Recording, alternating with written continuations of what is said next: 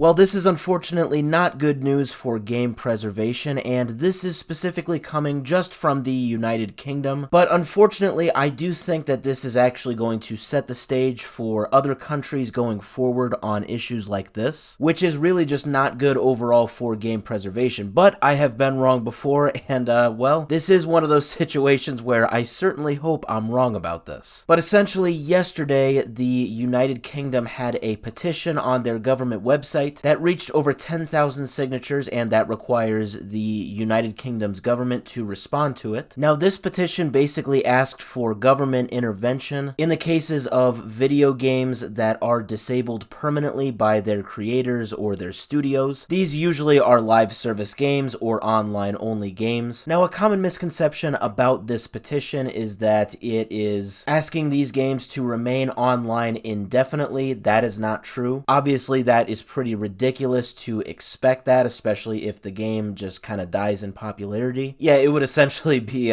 forcing the companies to go bankrupt after some time, but that is not what this petition is asking for. Essentially, it's asking that the government require that if these games are getting shut down, they basically will have like an offline mode where people can still continue playing it even after the game is shut down. We have seen stuff like this in the past, but maybe not as much for like online only games or maybe like MMOs. A good example of this is Multiverses. That was just canceled permanently like 2 days ago, or at least the announcement was made 2 days ago. It is going to be completely shut down in 3 months in May, but it is going to have an offline only mode. That is essentially what petitions like these are requesting that the government enforce, and I don't think that's too ridiculous at all. You know, if you're just going to leave the game behind, if you're not going to make any money on it, I mean, what do you have to lose by just saying, alright, we'll give you an offline mode if you really want to continue playing it? It certainly wouldn't be as popular as when it was online, but you give people who still want to play the game the chance to still play it. I believe other people have also proposed that you could have like private servers for these games. That was actually the case about a year ago with the MMO City of Heroes. Yeah, that game has been offline for some time, but the actual official studio greenlit a private server that had been going on for a while now. That happened about a year ago, and that was very cool. So there are obviously examples of this. You know, it is sustainable, obviously. It is totally realistic to assume that game studios could do this. But getting back to what I was saying, how the government did officially respond to it. I'm assuming you read the title of this video, and you can judge by my not so jovial tone of voice that no, it did not go over well. The UK government did respond with kind of a word salad, but essentially they are saying that they are not going to do anything going forward, but going forward they are going to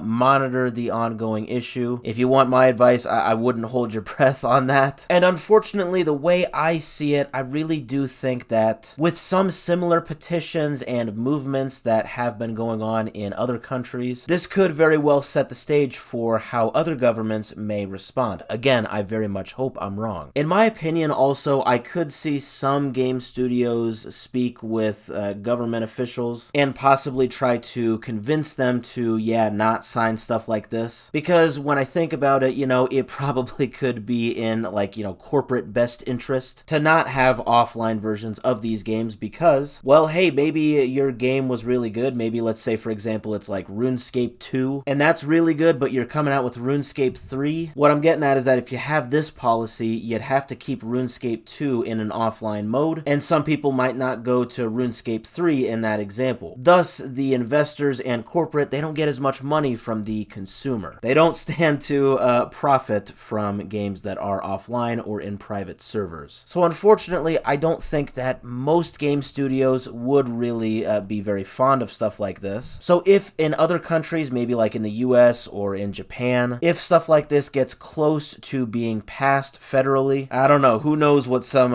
game studios or lawyers might try to come up with to prevent that from happening. But overall, I could be wrong. This is definitely a setback, what happened in the UK, but I suppose it is not the full picture, and I suppose game preservation efforts are still continuing, so we will see what happens with them in other countries.